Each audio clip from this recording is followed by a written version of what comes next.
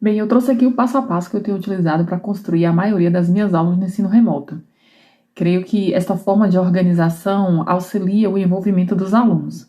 Então, são basicamente 4 passos bem específicos. A primeira coisa que faço é dizer de forma clara e objetiva o que o aluno vai aprender naquela aula. Um exemplo na enfermagem. Hoje você vai aprender sobre os tipos de feridas e como ocorre o processo de cicatrização. Logo em seguida, eu começo as explicações do conteúdo. Em alguns momentos, eu os envolvo nessas explicações, vou fazendo perguntas e, à medida que eles vão respondendo, eu vou fazendo as explicações. E às vezes não, depende muito do tipo de conteúdo. E aí eu reservo um tempo da aula para fazer a aplicação do conteúdo que está sendo ensinado, do conteúdo que está sendo estudado. Agora sim é a hora das técnicas, de preferência as técnicas ativas. Isso com certeza vai trazer mais envolvimento dos alunos. E aí, para finalizar, um momento de reflexão e de autoavaliação sobre o conteúdo estudado. Eu dou, por exemplo, 3 minutinhos para o aluno redigir rapidamente o que foi que ele aprendeu naquela aula e, posteriormente, socializar, abrindo o microfone e dizendo para a turma. E como o tempo é curto, não dá para todo mundo falar, então eu vou escolhendo, assim, revezando. Um dia eu escolho 2, outro dia 3, e eles vão socializando e os demais colocam no chat. E aí, como sou eu que escolho, eles vão ter que, de qualquer sorte, fazer esse momento, né, de reflexão lá e construir o que vão dizer. O tempo está curto, pede a socialização só verbalmente. Bem, então a dica é: fragmente o seu conteúdo para você começar e finalizar na mesma aula, para que a aula tenha início, meio e fim. E considere essas 4 etapas, isso com certeza envolve muito mais os alunos. Vamos para mais algumas dicas em relação ao envolvimento dos alunos no ensino remoto?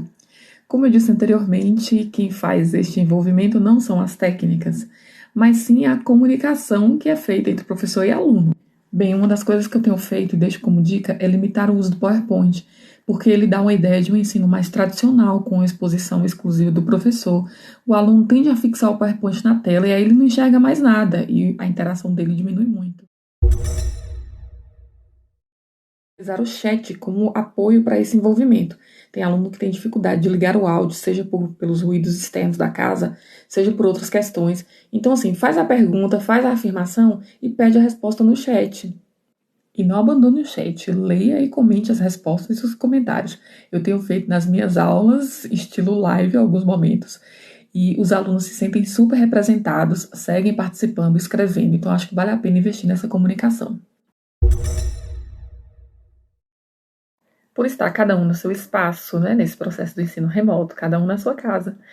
Muitas vezes a tendência é trabalhar com técnicas individualizantes até mais do que no processo de ensino presencial. Mas eu acho que a gente deve primar pelas técnicas ativas. Isso não quer dizer que não devamos utilizar técnicas individualizantes, até porque a questão de ser ativa não depende da atividade ser individual ou ser em grupo. Depende, na verdade, do papel que o estudante vai desenvolver dentro dessa técnica. Isso que a gente deve olhar. Mas se a gente quer engajamento de aluno, as técnicas devem ser técnicas que promovam a interação. E existem inúmeras ferramentas que podem ser utilizadas no ensino remoto que vão gerar essa interação entre os estudantes e torná-los mais ativos.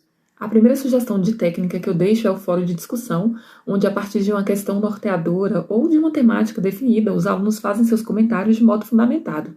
E aí só é preciso definir qual é a ferramenta que será utilizada para fazer isso. Minhas sugestões de ferramentas, coisas que já utilizei. Grupos do Google, para quem estiver utilizando o Google Classroom, o item perguntas, e o Padlet, que é um mural virtual que é muito útil para fazer essas discussões.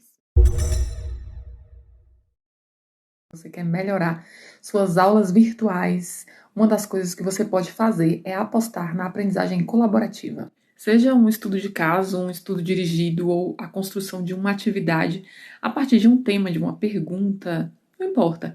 Mesmo virtualmente, os alunos podem trabalhar juntos e isto envolve muitos alunos.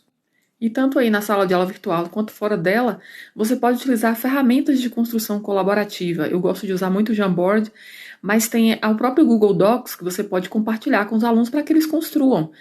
Você pode fazer de forma síncrona ou assíncrona, pode reunir, por exemplo, os grupos trabalhando em salas separadas, seja no Meet, no Zoom ou outra ferramenta, e eles ficam sob a sua supervisão, você tem como acompanhá-los o tempo todo.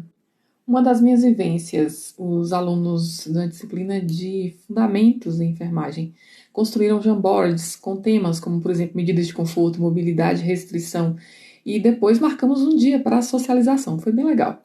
Também já fiz no Google Docs a partir de perguntas instigantes, como, por exemplo, era a saúde do idoso. Tem como fazer diagnóstico precoce do Parkinson? Qual a relação entre Parkinson, Alzheimer e depressão? E os alunos iam trazendo as suas respostas na mesma questão colaborativamente.